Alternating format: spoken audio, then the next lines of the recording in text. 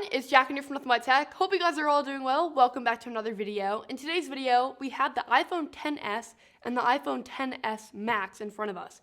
And these, their names are kind of a mouthful, but I want to do an unboxing and first impressions. And if you're interested in these or the Apple Watch, I have a ton of content coming in the upcoming weeks, so definitely subscribe if you're interested. But let's dive right in. So I'm going to open up the regular XS first, as that's the gold variant, but both unboxing experiences are like almost the same. Unboxings are like the best. I love doing them. So much anticipation though, like I had to wait all day to open these for you guys, so you're welcome, but here's the phone. I'm gonna put it aside for a sec. In here we have our 5-watt power cable. I would have loved to see fast charging, but that's not here. And then your regular headphones. No headphone adapter this year. It's an extra $9, so not the end of the world, but I definitely would have liked to see it included. So that's basically it in this box, and then the actual phone is here. I'm just going to pop out the other phone, and then we'll do a quick comparison.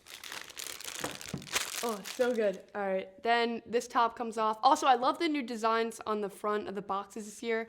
Looks really cool, and it's definitely hiding the notch, but it looks sick. So paperwork, actual phone. This one I got in space gray. Oh, wow, it looks nice. And then this, it's weird. The actual like orientation is reversed of like the power brick and stuff. So I just noticed that. That's weird. I wonder if there's like a reason for that. But that's basically it. Same things in this box as well. I'm gonna push these aside and push this aside. And then these are the two phones. All right, so we got both in front of us here. So this is the regular S, and then this is the Max version. So this one is in the gold color, and this is a new color edition this year. This is the typical space gray. I'm gonna take off the plastic wrap though, so I'm gonna be quiet so you guys can hear it.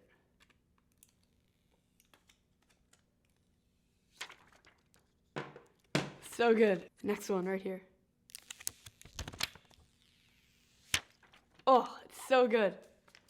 All right, so that's that. So actually looking at the Max right now, it's not as big as I thought it was gonna be. I'm gonna have a full video like saying how big is the Max so you can kind of get an actual size comparison. It feels heavy, I definitely feel that, but it doesn't feel like terribly big. Like I feel like I could actually manage this on an everyday.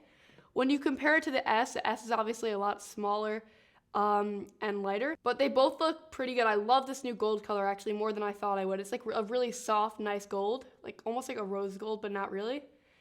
Looks really nice, and then it's very gold on the sides. This is just a typical space gray. I'm gonna power both of them on now so we can see.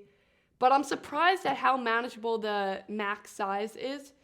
It's about the same size as like the 8 Plus, but it's all screen. But I'm gonna make a full video like basically discussing just that, the size. Actual unboxing experience was pretty simple. This is mainly an S upgrade, so you're not getting that many changes. The main changes that you're gonna see here is performance, so both speed but then also camera performance. So those are the main things. In terms of the design and stuff, aside from the new color and size, not much here, but both phones look pretty good, and the screen is definitely a lot bigger on the Max. It makes the small one look really small, and I've been using the 10 on an everyday basis. So that's interesting. So I'm going to quickly set both of these up, and then I'm going to give you guys my first impressions on them. So as I'm setting up the Max, the first thing as I'm like going through the setup process, it says screen time. This is the new feature with the new iOS version. And basically this will give you a weekly report of how much time you're spending on your screen. It's actually really useful. I definitely am a culprit of spending way too much time on my phone. So this is going to be useful and kind of an eye-opener for a lot of people. So I'm going to set that up. And then I'm just going to continue through the settings. This phone obviously has True Tone display. So that is basically just like the color. It changes like the color temperature depending on the room. Also with the new phone, you can pick like the display mode. So there's standard. And then there's also the zoom. I always go with the standard. And especially on a bigger screen, the standard's fine. And here it is. Wow, it looks good. Love the background actually. The screen actually, it's big, which is nice. The thing with this phone is that it doesn't actually take, like the bigger phone doesn't actually use the real estate for getting another row of apps in or anything like that. It's basically just a bigger phone for like media consumption and stuff, but it looks pretty good, and just like playing around with it, it feels pretty snappy as well. I'm gonna test out the camera quickly.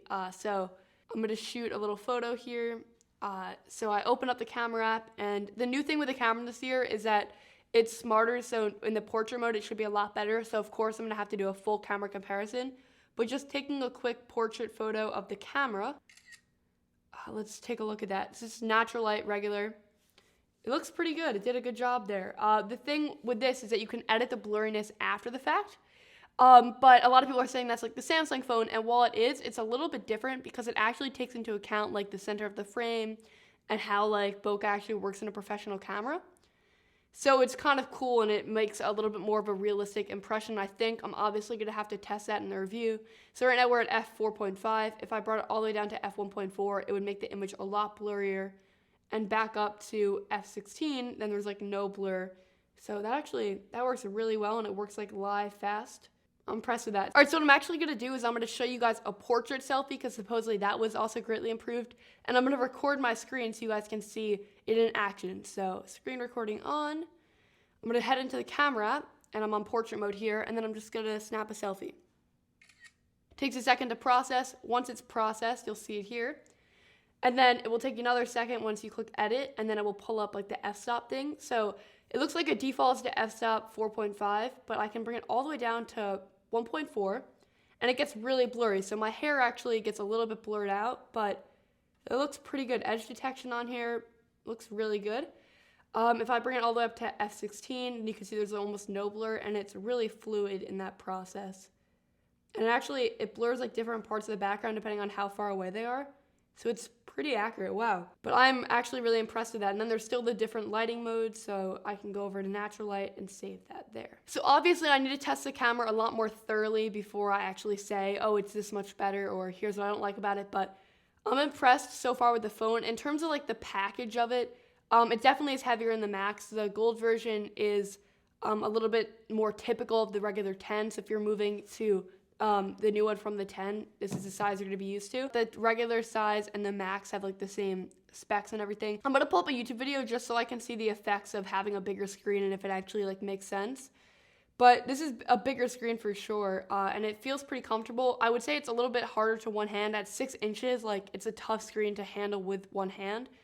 I definitely can't make it up to all the corners, and I also have like pretty average size hands. It's definitely a two-handed phone. There's also reachability on here, and you're definitely gonna want to be using that. But I'm gonna download the YouTube video, and we're gonna check it out. Also, another revised thing with the hardware this year is the new speaker system. So the speakers are supposedly a lot more like stereo-like and louder and better. So I'm also gonna test that out when we play this.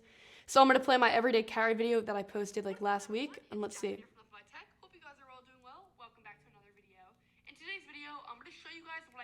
Alright, I could definitely hear a speaker difference. So the top 3 questions I think that I've been asked recently, and it looks pretty good. Having a bigger screen is a little bit less convenient when you're taking it in your bag or your pocket or something, but when it comes to video consumption, having a bigger screen is actually really nice. And it makes all the difference here. Wow. Looks good, I'm impressed. Alright, so that's mainly it for the initial impressions of the 10S Max and the 10S. They're both really fingerprint prone again this year, especially the space gray one is showing a lot of fingerprints. But the things on both of them are mainly the same. I focused on the Max because I feel like that's the bigger difference this year.